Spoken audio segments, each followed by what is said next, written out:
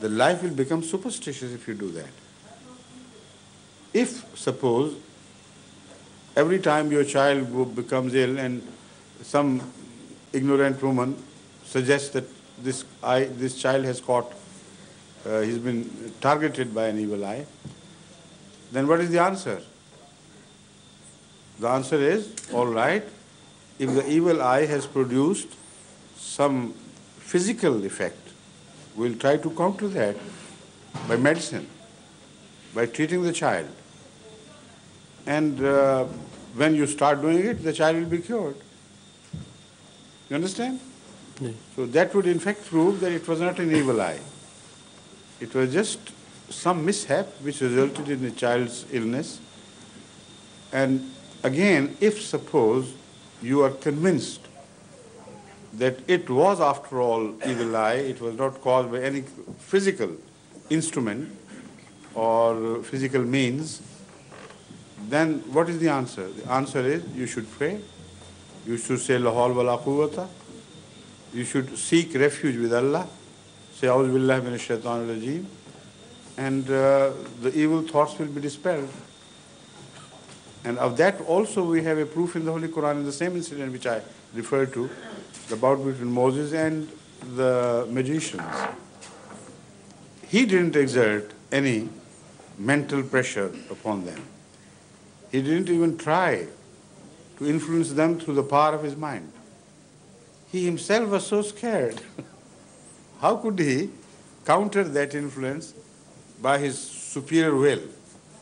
Every time he threw his staff and it appeared to turn into a python or a big snake, he ran away.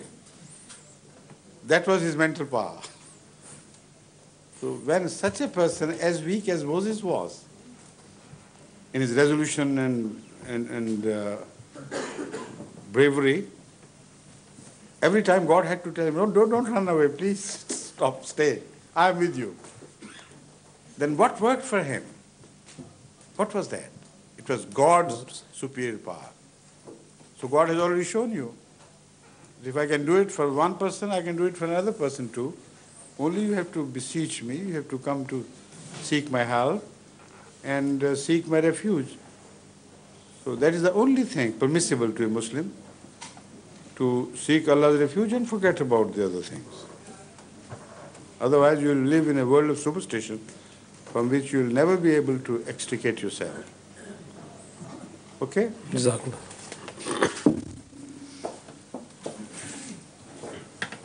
Assalamu alaikum, Hazur. Welcome. Hazur, this question has been bothering me ever since I heard it. That in an event of war, i.e. jihad, when if you're fighting, especially against people who are fighting to stop you practicing Islam, and in the bounties of when you capture the army, amongst the bounties, if you capture their people and the women, they are also become your property. I heard the word londi. But the question that bothers me, although I've heard that it's in Islam it's advisable or preferred that you should release them and get them married amongst themselves. But the question that bothers me is that while they're your property, I mean, as I heard it, I mean, it sounds horrible that you can use them as mistresses or use them as you wish because they are your property. I mean, this is a question that has been bothering me since I heard it. The Holy Quran has used the word, whoever is under your right hands, that is under your command. They're under your care. This is the meaning. And the situation which is discussed in the Holy Quran is that of a war with an enemy which practices these things. Not with an enemy which treats women with respect. In fact, this was a custom of the entire world for a long time. Only recently these customs have started changing, but not enough. The custom was that there were no camps for war prisoners.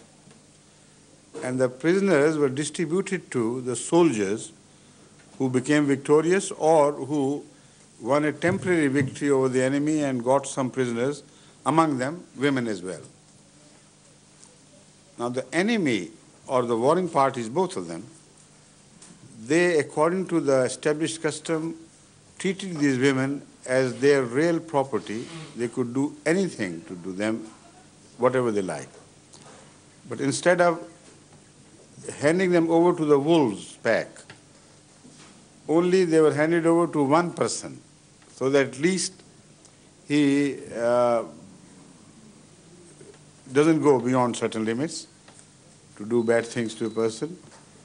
So then belonging would be to one person and he would be responsible, and no one else in the society will have access to that lady.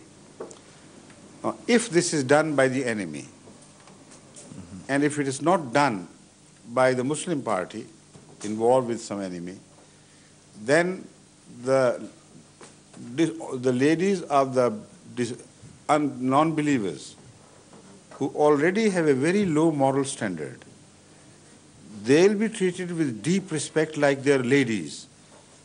And the real chaste ladies of Islam will be treated like they are beasts. That is not evil, even. I mean, that's not justice. That's not an equitable arrangement. That is why in wars, everywhere, even today, it is an established principle, almost like an unwritten law, that as the enemy treats your soldiers, your prisoners belonging to your people, so also you have the right to counter that by doing exactly the same things. Now this is a universal principle to keep people in check. If it were not practiced, then the enemy could go beyond all limits in transgressing against a well-behaved people. They have limits, they will not cross, and they have no limits, so they can do as whatever they like. This had to be brought to a check and to a halt. This is why the Holy Quran speaks of this situation, as says that you have certain permission from God to treat these women. But you are not permitted to make any transgression against them. You are not permitted to treat them as commodities. And many conditions are laid upon your treatment of the prisoners of war, which create a new category of prisoners of war, which was never seen like that before, not only in that age, but even today. If you read the conditions attached to the prisoners of war in Islam, the teaching is so highly civilized and so highly cultured that even in the modern wars, you can't find any such thing even close to that. Haven't you read about the treatment meted out to the prisoners of war by both sides, Germany and England and all the belligerent nations? Yeah. Well, I've witnessed it myself in Bosnia. Haven't you seen the places, the war prisons? Yeah. And how these women were treated, and how these children were treated, and how in forced labor and with being poorly fed, they died out of,